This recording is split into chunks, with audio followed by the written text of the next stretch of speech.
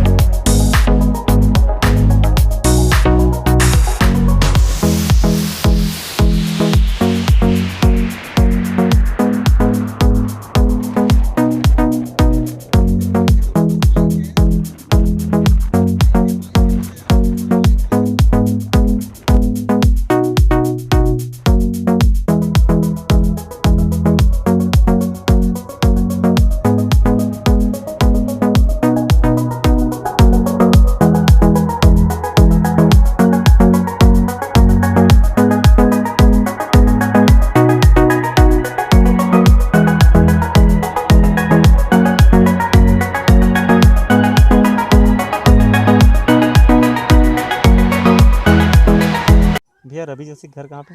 कोई सामने। कहाँ से जाना है? यहाँ से जाना है, वो आगे नल पड़ी न से मोड़ में। हाँ, बस आगे में 4 घर के आगे में है। 4 घर के आगे ना। ठीक है, ठीक है।